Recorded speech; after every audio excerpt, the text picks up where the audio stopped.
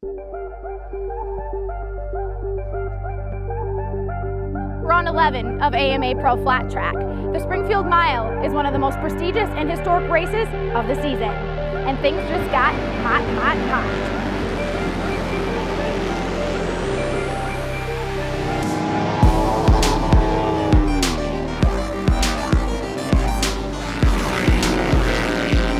The battle between Jared Meese and Brian Smith is closer than ever, with only 6 points separating the two. Coming off a heartbreaking mechanical at Charlotte, Jared Meese said, quote, "Things just got a whole lot more interesting as this points race gets closer and closer." Sammy Halbert sits in third, just 18 points behind in the championship lead. Just like the heat here at the Springfield Mile, the 2015 Grand National Championship is hotter than ever. Does Brian Smith have what it takes to take the Springfield Mile win number 2?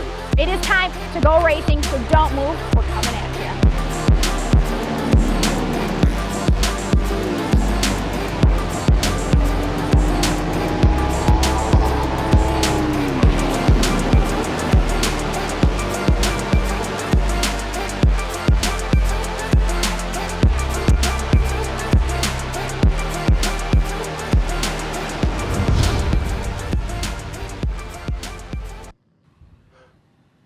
Welcome to the pre-show at the AMA Pro Grand National Flat Track Series. We are in Springfield for the second time this season.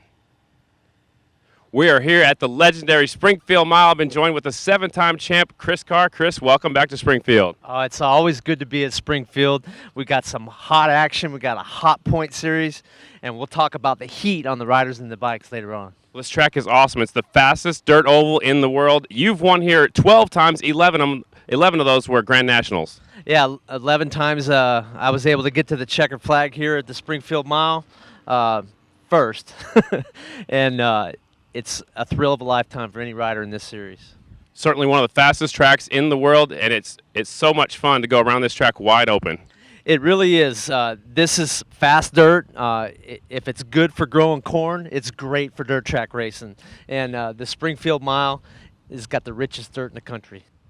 And since the points tightened up last week, Chris Carr is going to tell us about what happened in Charlotte. 2015 AMA Pro Flat Track makes its return to the dirt track at Charlotte Motor Speedway. GNC2 class. The 11Z of Andrew Luker with a great start. Our point leader Davis Fisher mired in the middle of the pack. We see the 30Z of Bronson Bauman move toward the front. Battles with Luker, takes the lead. Controls the race from this point on. We see the 68A of Ryan Barnes make his move into third, and a late race push by point leader, the 67 of Davis Fisher. Finds himself chasing down the leaders, moves into second. But at the front, Bronson Bauman gets his victory. Man, yeah, this is my first win here at the Charlotte Motor Speedway.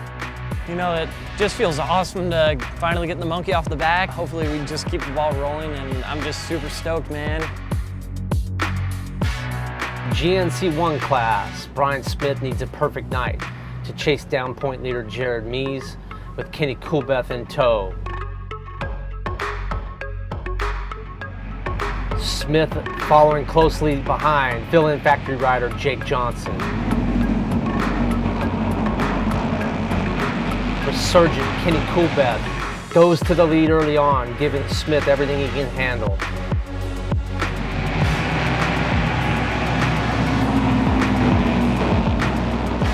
Brian Smith returns to the front, sets a frantic pace to which Jared Meese has to run him down. A late push by defending champion Jared Meese gets him in contention for a win.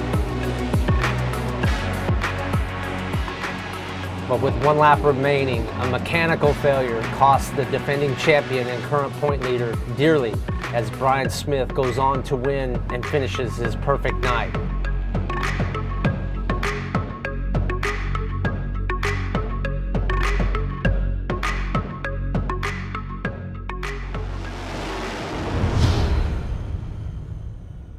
Thanks, Chris. Here's a look at the points after Charlotte.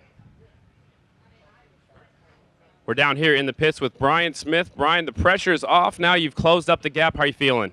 Great, man. We're at my favorite track here at Springfield, Illinois, and I'm ready to go. 6 points behind the leader. Think you can pull it off? Yeah, I mean, Jared was further back last year at this point, and he pulled it off somehow. So, hey, we're right in the catbird seat in my eyes, so it'll be fun. Do you feel like you're the favorite coming into today's race? I think so. I've won more miles the last few years than anybody, so it's my race to lose. So it's racing, you never know, but I'm going for the win, no doubt. That's a confident number 42, Brian Smith. Now let's go over and catch up with Jared Meese, our points leader. Tough week last week, Jared. What happened there at Charlotte? We don't exactly know what part broke on it, as it was a half-mile bike, and Kenny Tolbert got back and had a lot to do on these mile bikes. So basically we put it in the corner for this week being, and he got to work on the mile bikes. But I think it was something on the right side, cam area, could have been bottom end. Just really, who knows? It was actually making some noise on the red flag during the red flag, and we fired it up in the position we were in. We opted to run it, and man, it just needed one more complete lap, and we would have at least been second. Well, you had a 29-point lead going into Charlotte. You left with a 6-point lead. We're now here in Springfield, where Brian Smith has been historically strong. Do you think you're in must-win mode from here on out in order to get your third championship? Yeah, pretty much. You go to every racetrack to optimal win it, but when you're in a scramble sometimes and you have that points lead, sometimes you look at the big picture. Well, there's no big picture now. The big picture is number one and winning every race. And we're at a racetrack where he's really strong. And whether we win or lose today, or he wins or loses today, we still have 3 other races after this races that we're just as strong, if not stronger, than he is. Well, there you have it. The champion's going to fight to the end. Sammy Halbert, we are at the Springfield Mile, but first we're going to backtrack to what happened in Charlotte. It wasn't an easy main event for you to get into. Can you kind of tell us briefly what happened last weekend? Yeah, it was kind of a tough day from the get-go. I crashed in qualifying, and then in the heat race we're running pretty good, but broke on the last lap. Jumped on the backup bike for the semi, was able to win that from the second row, which felt good. And then going into the main event, started on the third row and was able to work my way forward and get third. So it was good to end the day on a high note and get up on the podium. And that was the first time we had seen you up there in a brief little spell. Yeah, I've been consistent this year, but need to be consistently better. So hopefully we can make a habit of getting on that podium. Well, you're sitting third in the points, but I kind of want to ask you, you had a front row seat to Jared breaking last weekend. Did you realize how close the championship was at that point?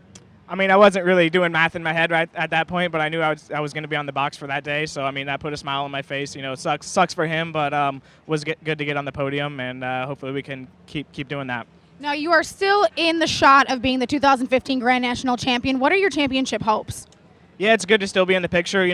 First year with the new team, and we're doing pretty good considering that. Hopefully we can, if I want to win this championship, I'm going to need to start winning some races. So it starts here today at Springfield, so we'll see what I can do. The podium will be waiting for you. Fans, keep your eyes on the number 69 of Sammy Halbert. Thanks, Danny. I'm Danny Essick. I'm down here with Scottie Deubler. What did you think about me putting in the main event last weekend in Charlotte? Well, putting the main event was awesome, but you did some whiskey throttle riding. Your feet were all over the place, and you got a DNF.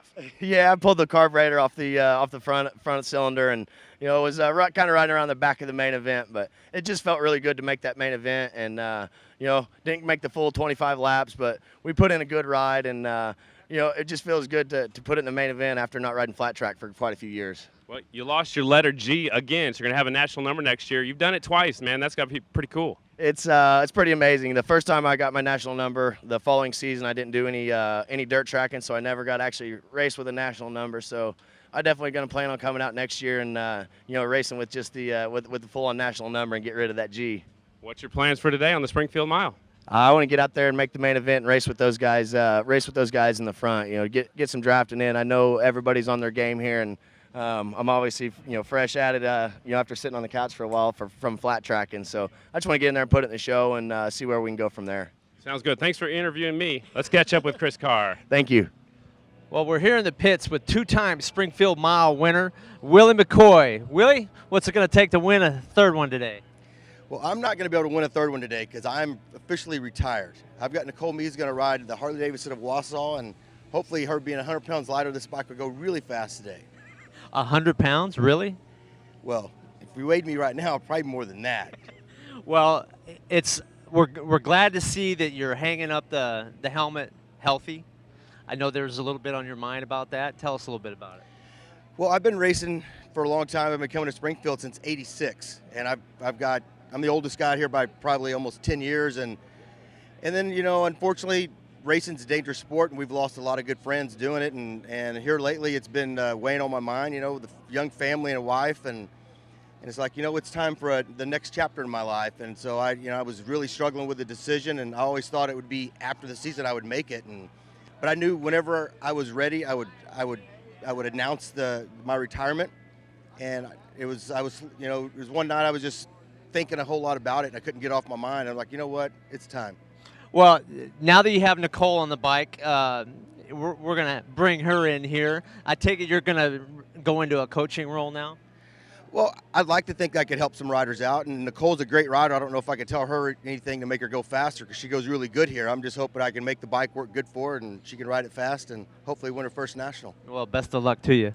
And now, Nicole Mies, what do you think about this opportunity? You got a guy that has built his own motorcycles his entire career. He's won 2 Springfield Miles. Are you looking forward to riding the former number 59 with the 15s on it today? Yeah, I can't say enough for Willie McCoy for approaching me a few weeks ago and saying, hey, I got a bike here ready to go for the Springfield Mile. Do you want to take it around and see if we can win this thing? And, you know, what better coach who's won it 2 times and, you know, can give me advice while I'm on the track and knows how to set up the motorcycle. Well, compared to what you've normally run, it's typically your own bikes built by your father.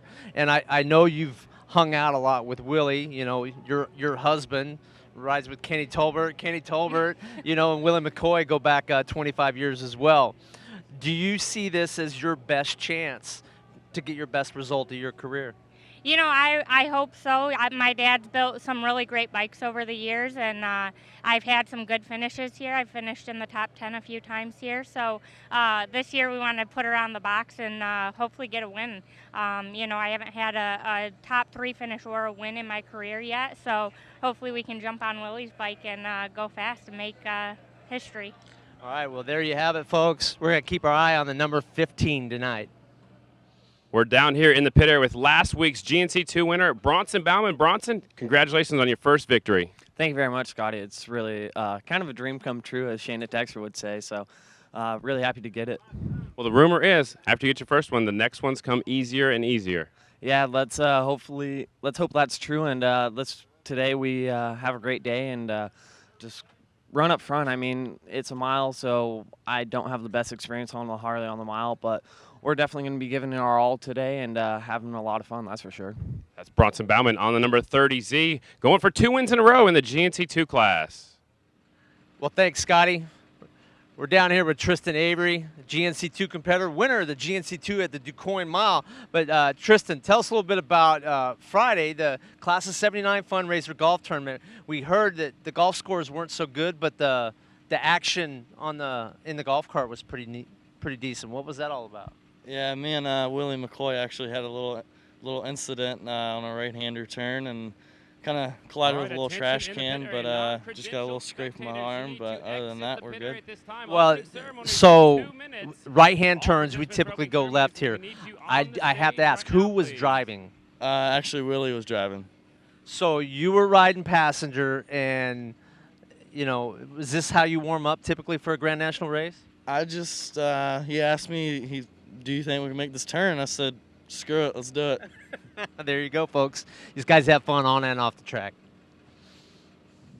The 27U of Jamison Minor is definitely a kid to watch. Jamison, you took second at the first Springfield Mile this season. What are your expectations today? Do you have high hopes? I'd like to get on the podium again and maybe get a win. So you were fastest qualifier. What's it going to take to pull that off again? Fast bike, good setup, and just trying to figure out the draft. What is so cool about the Springfield Mile, and why should fans be here now? It's the closest race. There's a big pack of people, and it's just fast. The GNC2 class has a lot of really fast guys that are up and coming, so keep your eyes on the 27U of Jamison Minor.